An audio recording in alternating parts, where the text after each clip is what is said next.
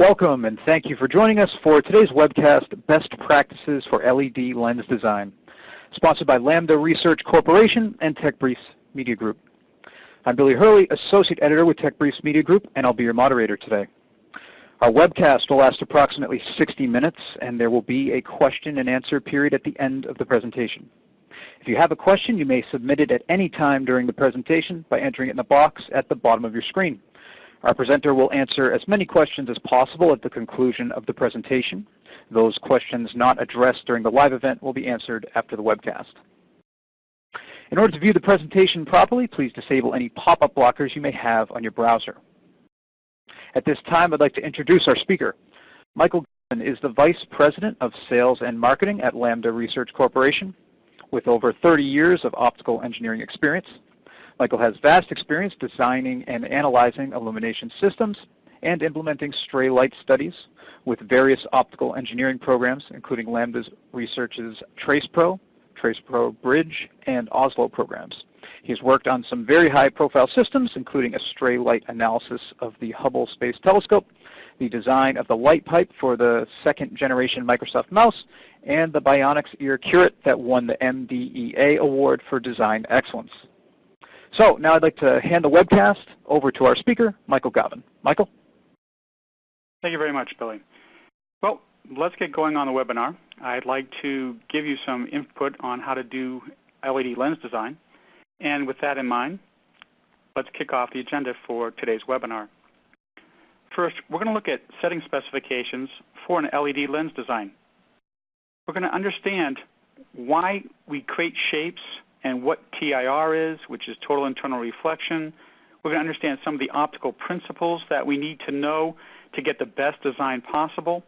We'll look at some basics of setting up a design, along with design tips to create the best system possible. And of course, we're going to have to go across the basics of a design. And then we're going to follow this up with 3 examples: a narrow angle downlight lens, which we'll go through and show several different examples of. And then we'll go through and optimize it. A collimated TIR lens, and finally for our 3rd example, a side-emitting or batwing lens. And I'll follow up with some conclusions. So first of all, let's look at how we're going to set specifications up for an LED lens design. And the biggest thing is, what are we going to use as a source? Well, it's going to be an LED, of course. But how do we get it to couple light into the lens? And how do we get it to hit the objective that we set up in terms of a specification? So we're going to break this down into what type of angular output you're looking for, what type of efficiency do you want to get out of that particular lens, and how much power do you want to get to your target, if there is a target. And of course, when we talk about targets, they can be anything from power, for instance, on a roadway. We can talk about how the eye sees that particular light. So we're going to look at output specification in terms of illuminance, efficiency, angular output, uniformity, and of course, luminance or lit appearance. So let's talk a little bit about what's going to constrain our design. And we have to know a little bit about the optical principles involved in doing an LED lens design. And the first one is Snell's law.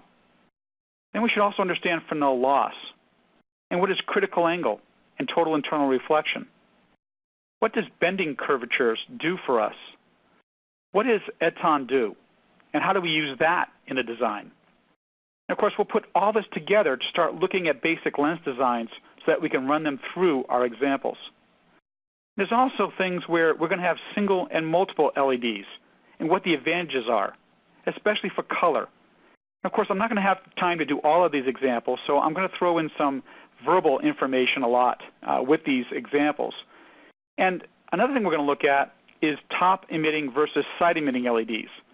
Well, the design I'm going to go through pretty much the 3 examples that we're doing today are all with top emitting LEDs. But there are also great examples for doing side emitting LEDs. So you've got to look at that as well. So first of all, let's look at the 3 different lens systems we're going to go through today. I'm going to go through and walk through a narrow angle downlight lens. A narrow angle downlight lens can have anything from a 60-degree angular output to a very small, like a 15-degree output. Then we're going to look at a collimated TIR lens, which has a very small angular output and very high efficiency. And then we're going to look at the last one being a side-emitting lens, which is a batwing type example. We'll see how that throws light out to the sides and hopefully doesn't throw any light out forward. So to understand what's going on inside of these lenses, we need to understand Snell's law. This is probably the most important law in optics. And it really is the formula which describes how light interacts when it enters a material like glass or plastic. When light travels from one material into another, it gets bent and refracts at that boundary. We've all looked into an aquarium, and it doesn't always seem right because we're trying to place something in the aquarium, and we stick our hand in to go ahead and grab it, and we're off a little bit. Well, that's because of Snell's law. Light gets bent as we go into that interface. And so pretty much for a ray that enters a material like water with an incident angle into the material, it gets refracted into another angle. And that's defined using Snell's law. So let me give you an example. Let's once again take the water. For an incident ray entering the water at 45 degrees, we can find the refracted angle using Snell's law because the sine of 45 degrees equals 1.33 times the theta, which is theta r, which is the refractive index in the material, which is water. So that bending, 45 degree in, becomes 32 degrees in the water. And that's why we get that displacement. We're trying to figure out where things are in the aquarium. It's all Snell's law. This is going to happen in the lens that we're going to design. So we've got to keep that in mind. There's another thing. There's the definition of Fresnel loss. So Fresnel loss occurs when light crosses the boundary from one medium into the another. So in other words, when I go from air into plastic or into glass, there's a loss due to reflection at that boundary. And you lose it both entering the glass and exiting the glass. So if we do a calculation, it's pretty much the index of refractions minus each other divided by the index of refractions added to each other and then squared. If we do this particular equation for plastic or for glass, realizing that the index of refraction is about 1.5 for both glass and plastic and air, for glass and plastic, and air is 1.0, we get a Fresnel loss of around 4 to 5%. Now, this equation has been simplified. The sine of the angle has been taken out. So pretty much we're only applying this where rays are normal to the surface. But you get the idea. We're losing about 4 to 5% of the light as we go through each one of the surfaces of the glass or the plastic. So the best we're ever going to do in terms of efficiency pretty much with a lens is about 90%, because we lose about 5% at each lens surface, and that's about 10% of our light. So now we have a good idea what we can do in terms of creating a lens design. Well, there's some other things that can help us along with our LED lens design, and they include being able to use the critical angle to keep light to 100% reflect off of surfaces and send it where we want. And of course, this critical angle allows us to do total internal reflection. And TIR occurs when light passes from a medium of high refractive index into a media of lower refractive index. So glass or plastic into air. So we can use air as a reflector and reflect 100% of the light when it's greater than the critical angle. And I'm showing you an example here. So I've got light coming in from the bottom left-hand corner, and it disperses outward, and it hits this media. Now, if the angle is greater than the critical angle, the light's going to be reflected in TIRs. If it's less, it's going to go through. And so the critical angle for plastic or glass, where the index of refraction is around 1.5, the critical angle is usually around 42 degrees for most plastics and for the most common glass, which is BK7.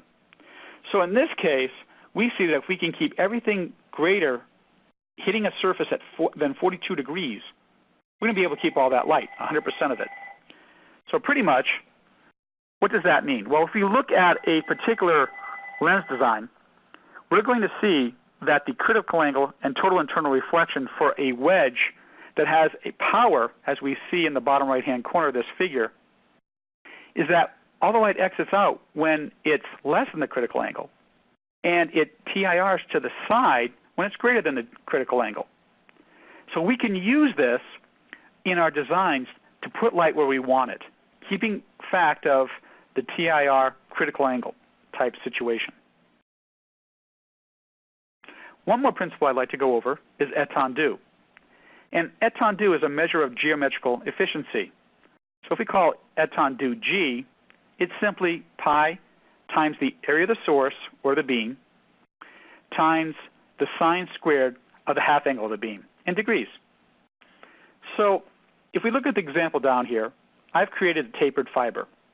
What happens is the tapered left end has a very large aperture, and the right side of the exit area is very small. So what happens is if I have a very narrow angular beam or almost collimated beam going in the left side into the left aperture, Etendue says that it's going to have to come out this much smaller area with a much higher wide angle output. So this means that we can use this as well to force light into a much wider angle or a smaller angle, depending on if we want to use a tapered fiber or a tapered lens. So it's very well seen that if we keep conservation of energy here, we're going to see that narrow and large has to go to large and narrow on the other side. That's just the way Etendue works. Well, now that we've got the principles down, let's look at some of the basics in doing LED lens design. The common materials for lenses are plastic or glass. And the index of refraction of the lens material is about 1.5. And this will affect both the coupling of light into the LED and the light going out of the LED, as well as the guiding properties inside the LED lens. And so we can change the surface properties of the plastic to either improve or worsen the performance, depending on what we're trying to do here. And it's all about how the light comes out of that particular lens.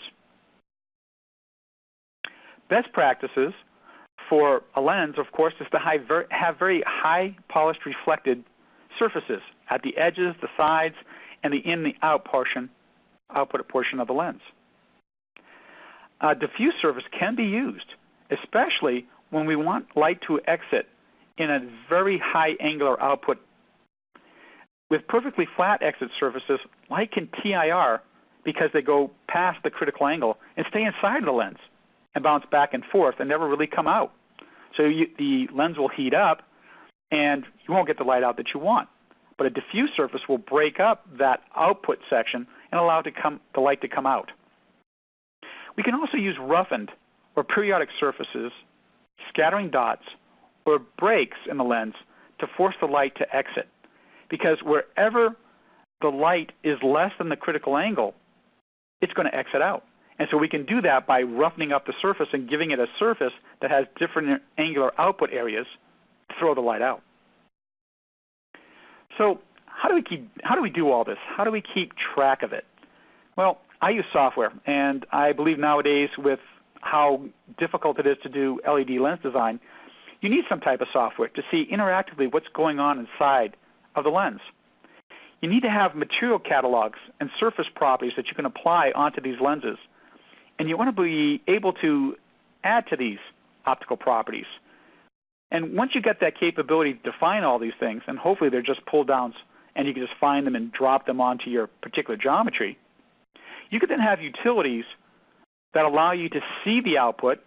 Say, for instance, if you're interested in following the IES LM63 standard, that utility is there to let you look at it and make sure it's correct before you, say, post the information to your website on how good your lens is. Of course, we also want to do Illumidat in the European community. And when we try to bring in this source, how do we define the angular and the spectral information for that particular source? We're going to want to digitize in the information in terms of the angular and the spectral type information that define that source. So we're going to get a utility that does that.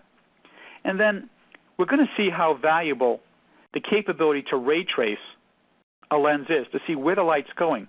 Because visually, we can't see light leak out of a lens once it's manufactured. Of course, we can turn all the lights off and probably see the sides glow because it's probably got a roughened texture because of the molding process. But we really want to know if the efficiency of the light going through the lens is going to work for us, where it's going to go, and we can do that with an interactive ray tracer, which is software. Finally, when we've got all this information put together, we want to be able to set up degrees of freedom of the lens. Let it move around. Let the sides expand. Add power to a lens to send the light out where we want it. And we're completely in control of that. But it would be nice if an optimizer would come in and use some type of local or global minima scheme to set up a merit function that allows us to change the lens to try to make it better using that optimization process.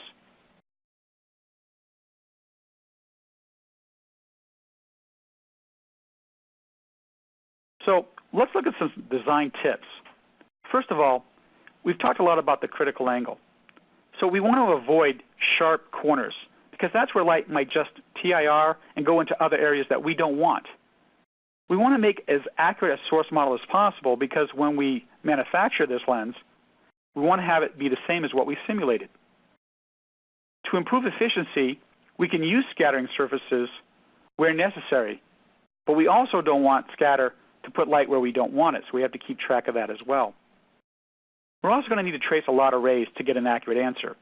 If we're going into angular space, we're going to possibly have to trace millions of rays to look at some of the noise problems and at some of the maybe the possible problems of dark and light areas that we might see with this particular LED lens. And of course, color is also a big plus to look at here. Some of the LED lenses that I've seen have yellow rings on the outside due to the white LEDs that they're using. Tracing enough rays will let you see that color problem. So why is doing LED design so difficult? Should be pretty easy. I mean, we had an incandescent design, most likely we've been using it for years. Now we're going to switch to an LED. Why is there a difference? The big difference is that LEDs emit plus or minus 90 degrees. And it usually looks like a Lambertian curve, which means that it follows the cosine of the angle. So directly will be have the most power, and it'll drop off to about half power at 60 degrees, just like the cosine does. So if we want to create uniform angular and positional output on the output surface of a lens, we're going to have to take a hemisphere, put it out there at infinity, and look at what the power looks like in terms of angular space. And then we're going to want to look at it as it's seen from the front of the lens, as it's escaping out, and see what that looks like. So being able to do photorealistic rendering is going to be a big plus here if you're doing that type of analysis. So now that we've got the design basics down, and I've got some tips here and some ideas of what we're going to do, let's do our first lens example. Let's look at a narrow angle downlight lens. So let's look at a specification that we would set up for this lens. We're going to create a narrow angle output lens. So we want a target right in front that's going to verify that. And we're going to take our normal Lambertian angular emission from our LED, and we're going to tighten it up to about a 15-degree output. We're going to be okay with sacrificing efficiency to get this angular output. And a perfect example for this type of lens would be a MR16 narrow angle output lamp. Perfect for doing a spotlight in a display case onto a high dollar item, for instance, to see that. We're going to look at a couple of different designs here to find a local minima, which gives us the global minima. And we'll say that the lens is made out of plastic in this case because they're moldable. And we're going to have some interesting things going on inside of the lens to mold it with. So let's look at a possible starting design. We've got a wedge. So we're starting with a wedge shape here. And we have a little cavity so that we can place the lens right on top of the LED, which is probably going to be surface mount. So there's some area that is open around the LED. And for the sake of looking at the starting design, we'll say that it's a point source with a large angular emission. And we'll look at the rays in an interactive ray trace here. So we can see that we're getting most of our light out the exit surface, which is always good. And there are some segment points here that define that wedge. And we can see that it's going to be possible to pull on those pieces when we do the optimization to change the shape, because we are losing some rays out the sides, and we're not getting the collimation or the narrow angle output that we're looking for. So if we go through and we start looking at this in terms of what we're trying to do, we're starting with that rectangular wedge shape. we're starting with a design that narrows the angular output using the sides and using the top to send that area out narrowly. And then we're making sure that we're getting TIR off the sides, but we're also making sure that it's exiting out that exit surface. And we're getting good exit ray coverage across that whole exit surface. So using that interactive ray trace helped a lot here to make sure that we have a good starting design. And now we can start modifying that design. We can give it more capability. So for instance, if the exit surface I want to try and give a smaller angular output, I can give it power. And the outside areas I can leave planar for manufacturing purposes if I want to. But I can also let the design move around. So you're seeing little boxes that I've drawn in here. I'm going to let the points of this particular output face move around those boxes to see if I can get a better output while I'm optimizing. We've also noticed that the curvature has been added to the sides so that we get complete TIR and we don't have light exiting. So here's what we're going to start with in terms of a starting design for this particular narrow angle lens. So now that we've added the degrees of freedom and I've listed all the things that we've done here with that starting design, we can look at some output from that design. So if we do a full ray trace from the LED specifying the Lambertian angular output, we see that we get an angular output around 30 degrees, plus or minus 30 degrees, with an efficiency of about 45%. What's nice about doing the interactive ray tracing to start with a simple set of rays is to make sure you're in the ballpark. And we are here. We're getting close to what we're trying for in terms of our specification. If we then use the optimized starting design where we've added power to the middle section and curved the outside surfaces, we now see a great improvement. Our angular output is less than 12 degrees, and we still have that 45% efficiency. But we also notice, because we have the visualization of the rays, that the outer section is not really helping us here.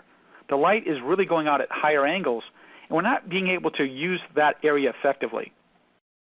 So what we might want to do is go back and add some slope to that outside section to try to bring those rays into a smaller angular range. And you can see that we're doing that with the interactive ray trace here. So we've modified the outside areas to do this. Now, if we do a full ray trace, we're getting exactly what we wanted, which is about a 20-degree output, which gives us the MR16. We've got an efficiency of about 39% here, and this is the start of the optimization process. After optimization, we go down to a 14-degree because we're trying for a 15-degree, plus or minus 15-degree angular output, and we get 85% efficiency, and you can see the light going right to the lens. Remember, about the best we're going to do here is 90% because of Fresnel loss. So at 85%, we've got something that's very, very close to being the perfect answer to our narrow angle downlight. So now that we've gone through, we've successfully done that, looked at several different local starting points, and come to a global answer, we can look at a second example. The second example is a collimated TIR lens. And it's a little bit different, not much, from the last one, and we can build upon the last example to get here. So a collimated TIR lens creates a collimation. And so once again, we're going to take that LED Lambertian angular emission. I'm going to try to collimate it. And we're going to sacrifice efficiency if we need to get that collimated angular output. And this lens is perfect for trying to couple light into a fiber, going into a light pipe to do some type of mask to show some information to, say, an automotive driver or someone using a piece of machinery. And, of course, we can do this into a whole bunch of LEDs, so we create an array of them to light up an area like a parking light or something where hundreds of LEDs will be beneficial. And we can look at several starting designs, but in this case, because of the length of this webinar, I'm just going to look at one starting design, and then we'll look at a final optimization. So instead of going with the wedge that we used last time, we can build upon that last example. And we can see that we've got good collimation in the center if we used a little bit of power on that top surface. But once again, we're getting poor collimation from the sides, although we are getting complete TIR. So if we look at our specification, we're going to need to add degrees of freedom to this lens to get us to where we want in terms of an output specification. So we started with that similar rectangular wedge We've added curvature to it. We've added variables to let it move around. The top surface, which is the exit surface, has been given a little bit of power to collimate the light. And we're going to add variables to allow the design to flex to get to our answer. And we're going to make sure that we put a target in front so that we can see what the collimation looks like on a target right in front of this particular LED and lens. So if we do that, once again, we're going to get an angular output less than about 30 degrees here, so plus or minus 30 degrees with 49% efficiency. This is the start of what we're trying to do. If we optimize this by putting in the variables that I've shown you, we can get a much tighter angular output less than 15 degrees with 87% efficiency. But I want a collimation, and we see that we're not getting that. And the reason why we're not getting that is that we have to give it more degrees of freedom. The outer section should probably be a different segment than the intersections of the exit surface of the lens. And so as we go through, we can go back to the interactive ray trace, use that to go through and perturbate the design so that we start getting more collimation. Because really, we'd like to see a plus or minus 5 degrees with almost 85% efficiency. And we need to do that to continue on. So due to time constraints, I'm going to jump to a much more interesting example. This is a third design example.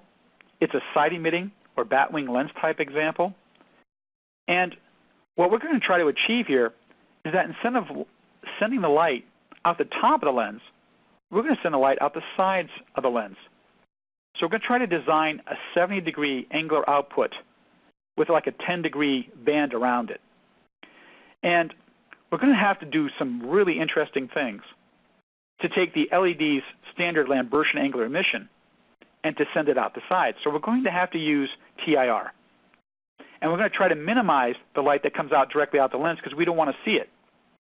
So what would be a perfect example for this type of lens?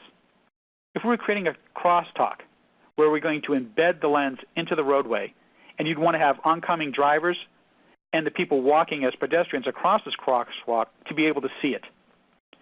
So we're going to look at a starting design. We're going to go ahead and optimize it. And we're going to see what we can find in terms of a best result. So what would a typical TIR design look like? Well, we're going to have angles on the top surface that meet our critical angle, and which means that we're going to have to be greater than the critical angle to send the light out the sides.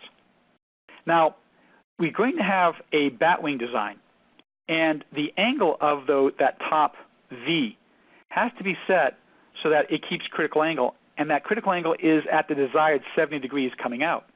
So if we deepen the V, it's going to give us a different angular output as if we make the V more shallow. At the same time, we have to make sure that we keep TIR. And the sides have to be such that we don't want TIR. We want light to go through those sides.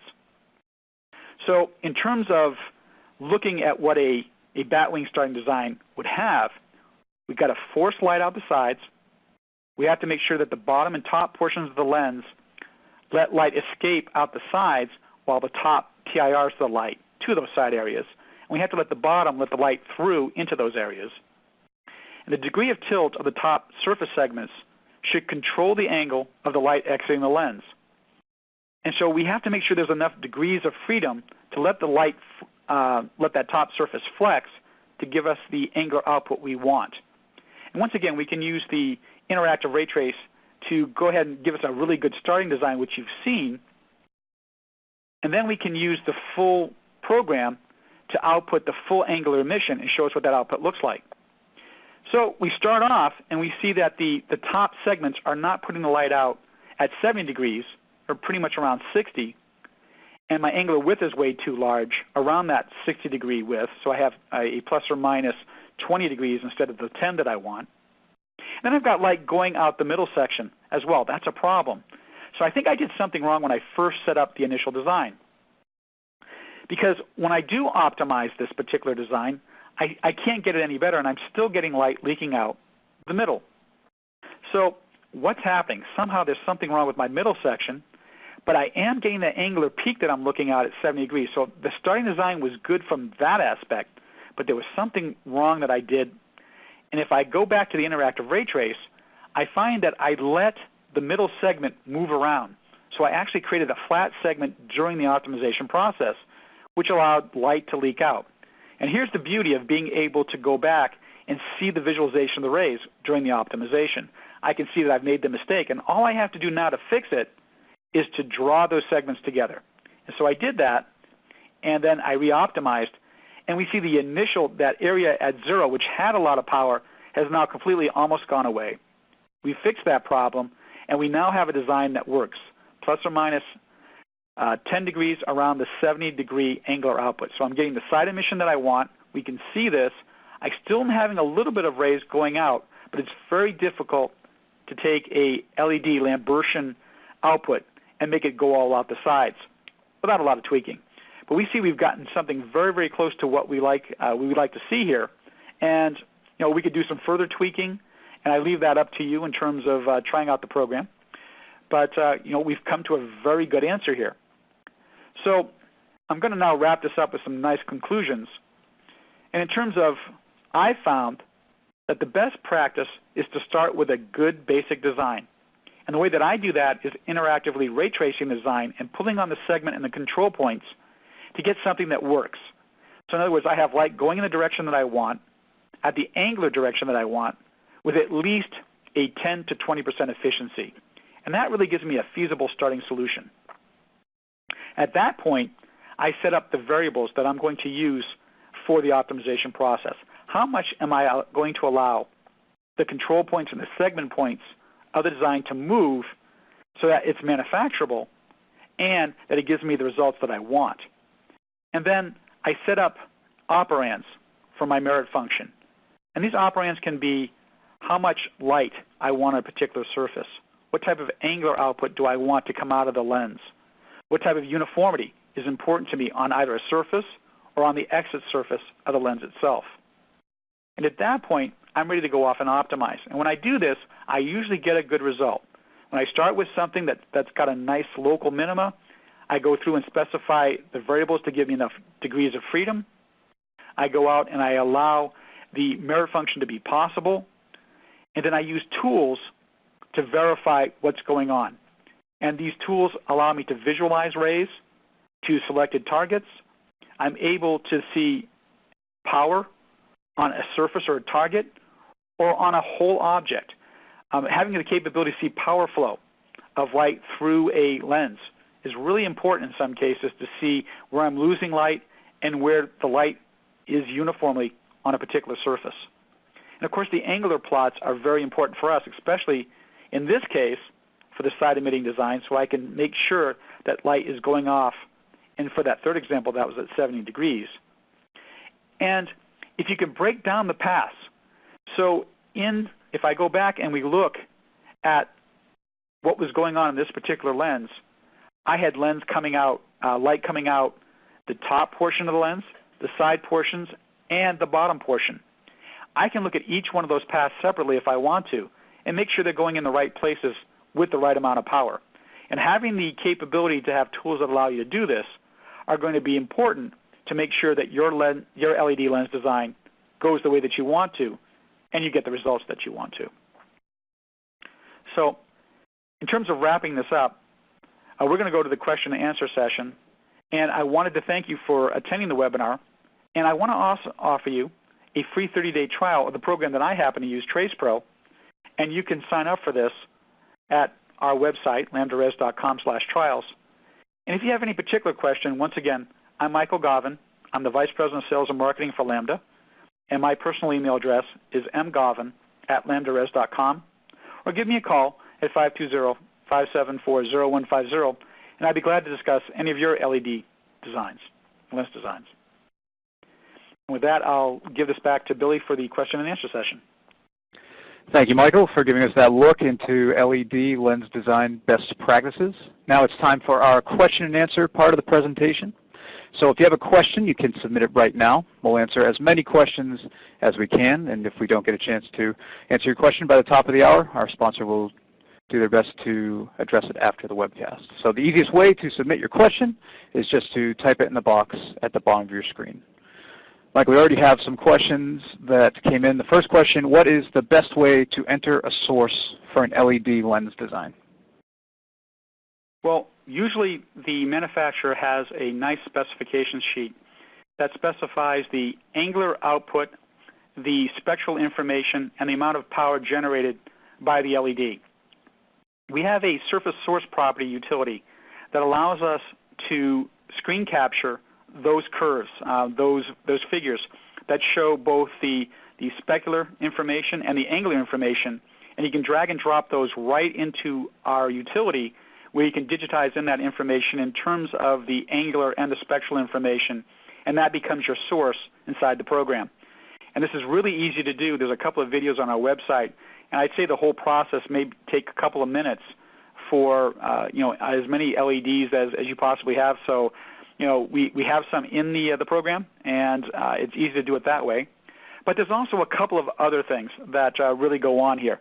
You can use the physical geometry, which is shown in those manufacturer spec sheets, to put in the exact size and areas of emission and do it that way as well. And both of those give really good results. What is the best efficiency you will see out of a typical lens? Yeah, the best efficiency is going to be about 85 to 90% because you've got about 5% Fresnel loss in the lens itself. I think that it depends on the design. So for instance, for a side emitting, you're going to have less efficiency because it's very difficult to corral that light out. But if you're truly trying to get the light out the front exit surface, it is possible to get anywhere between 50 to 85% efficiency. We have a question here. What about LEDs that have a different divergence in the vertical and horizontal direction? That's a very interesting question, and pretty much what has to happen here is that you have to design for both the vertical and horizontal direction. And you're going to have to make an asymmetrical lens to do that because in terms of, is it a different divergence in the LED? If it is, then if you put a symmetrical LED, you're still going to get that asymmetry that comes out of the lens.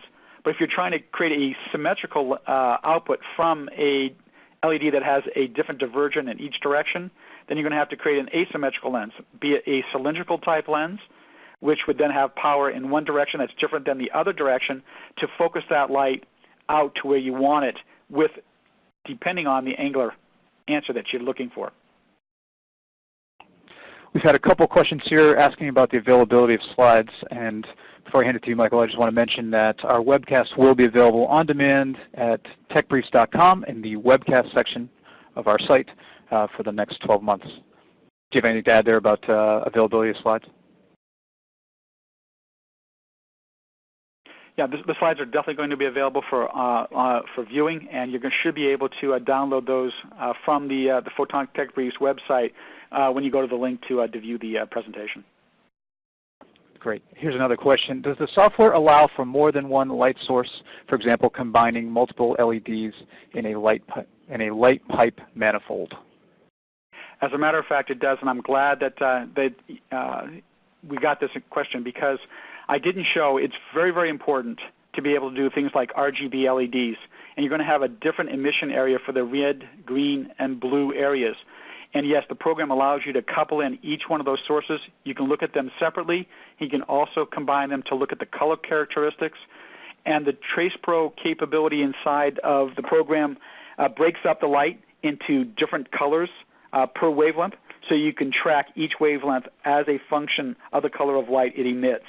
And then, of course, you can add this all back in at any target and look at things like CIE XY or CIE UV type characteristics, and, of course, true color. Put it all together and look at a red, green, blue type representation, see what that looks like as well. What is the best material to use as a lens? For example, glass, plastic, or is there another material that's best? Well, in terms of if you're going to mold the lens, it's best, of course, to go with plastic because of the mass production, how easy it is to do. But if you've got thermal problems and you're going to be heating up the glass, is a much better way of going because the plastic, of course, has characteristics of changing color over time due to temperature type variations, whereas glass does not. Depending on the type of plastic that you want to use, you can select between polycarbonate or acrylic. And it depends if you're going to have this outside where there's a UV type problem, or if there's going to be something abrasive hitting the plastic. You would want to go with a plastic that is more resistant to abrasion if you're having that type of problem. So, for instance, if you're putting this LED lens on top of an LED and it's being flown on an aircraft, and you're running at 500 miles per hour, you're going to have something that is not going to have problems with abrasion of grit and things in the air as you're flying through it. So it just depends on where, in terms of temperature and in terms of environment, which one of those you're going to select for doing this type of lens. With a similar question to how do you pick a lens material so that its properties will not decrease over time? Same thing. In terms of if you've got temperature type things, you're probably going to go with glass. In terms of if you've got abrasive type things, you're going to pick a harder type plastic that will not have abrasion type problems.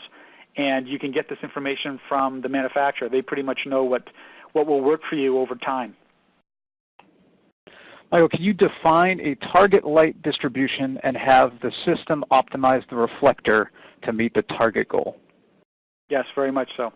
So in other words, in your merit function, the operands that you want is you want to specify you specify a target surface, and then you optimize to see the light on that target in terms of the distribution that you want. And the program will perturbate according to the degree of freedom that you've given the lens in terms of its variables, and it will go and flex the design until it meets those goals, if possible. And that's the big thing, if possible. In a lot of cases, you might have to add some mechanisms to the lens to allow it, for instance, the side emitting lens that we did, to allow the light to go out the sides enough that you get the efficiency that you're looking for there. And of course, that's why you have a bottom and top section on that batwing design, because the light that goes directly out, you really don't have a lot of control of except for that one side. And the light that goes out the top, we have a second section that allows the light to TIR off that batwing design and off those top segments to throw it to the sides, which has a different profile than the bottom section does. How do you deal with large surface area emitters such as 3x3 LED arrays? So in terms of what we do inside of the program, you create that actual geometry, and you specify what the angular and the spectral information is from that geometry. So one of the things is a lot of these lens design things that I showed are really perfect for point source or very, very small LEDs. When you get to these arrays, which are large, a lot of the things that happen, you're now hitting the surfaces at different angles because of the large emission area. And so it becomes a much more difficult problem, and our efficiencies drop because of this. In a lot of cases, manufacturers or optical designers go with more LEDs with multiple lenses because they're breaking the optical principles that I presented in this webinar. So in terms of what we try to do here is that when we're using a large LED array, we try to use less areas of optics to use. And if we do it with gentler bends and less power, because we know we're only going to be able to do efficiency or where we want that light to go on a small area, and where large areas are going, we try to do less in terms of trying to move the light around. So in terms of a large LED array, it's a much more difficult design because we're using a broad source. And in a lot of cases, we break it down so that we have micro lenses over the different emission areas, or we have separate lenses over those arrays, and each one takes care of that design for that area.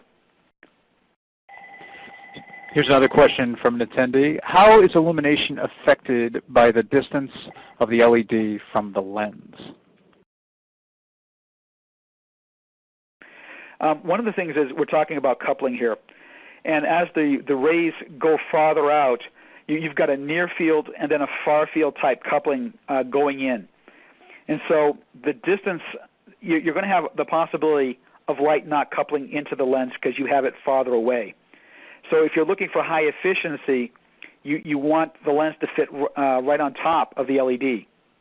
But in the case of having to have a distance away from it, you're just going to have to not worry so much about efficiency. And hopefully If you've got this type of problem, you're not looking at coupling 90% of the light through. You're maybe looking at coupling maybe 25% of the light through because you have a distance where the light is not going to enter and couple the lens. So dropping down the specification for efficiency may be your answer here. Or you may have to put a mechanism where you have reflectors or put TIR out at the edges with some other optic to then send that light into the LED, which is farther away, like a light pipe. How is the lens designed based on the LED's wavelength? Well, we just talked about visible here. And pretty much when we're designing in the 0.4 micron to 0.75 micron range, the index refraction changes minimally for glass and plastic that we're talking about, polycarbonate, acrylic, PK7. They don't change much. And the design's not going to change that much based on that. But on the other hand, if we go into the IR wavelengths, then it's completely changed. Our index refractions are much higher. Our Fresnel loss can be in the 30-40% range, and we have to take that into effect. Now, if we're just talking about the visible, then we're worried also about the prismatic effect. If you send light, collimated light, into a prism, it breaks up into the different spectral colors. Well, you could have the same thing happen here. If there is a large divergence because of the index refraction of that lens or because of faceting or things of that nature, we can get color effects. So we've got to be careful about that. And one of the nice things is that with software, we should be able, if we trace enough rays, to see those type of effects and be able to eliminate them by either making less sharp curves in a particular lens or by using some other mechanism like a texture to diffuse the light out to get rid of the color effect. What is the best way to protect manufacturer LEDs from the outside environment? Well, that's a good question. Usually it's a cover lens. That is a very, very hard material that is put on the outside if that is a problem. Or you have to use the hard, if you're doing plastic, to use the hardest plastic out there. It looks like we have one more question here, Michael. Is there any way to roughly measure PAR in TracePro? I'm kind of stymied here. In terms of PAR, I think, are we talking about the PAR lamps in terms of their angular output? I'm not quite sure what is meant by PAR here. If the person would like to come back in and explain that a little bit more, I'd love to answer that one. Sure. So that attendee can write back in the question submission box. And one of the nice things that I would like to tell you is if you may have questions, there are webinars on the Lambda Res website that address a lot of these issues. For instance, how to create sources, how to properly create sources, how to deal with large LED arrays. There's actually a lot of material on there that walks you step by step how to use the program to do that. And a lot of these, for instance, I have a PAR 38 example that shows you completely how to go from start to finish with a bunch of LEDs and create that particular output for that particular lamp. And it walks through the process as well as I just did with these 3 lens designs. Thanks, Michael. We'll end it there. Your contact info is there on the screen. That'll conclude today's webcast. And again, if we didn't get a chance to answer your question, our sponsors will do their best to address them after today's presentation. So our thanks to Michael Gavin and everyone out there for joining us. And just a reminder, this webcast will be available on demand at www.techbriefs.com for the next 12 months. Have a great day.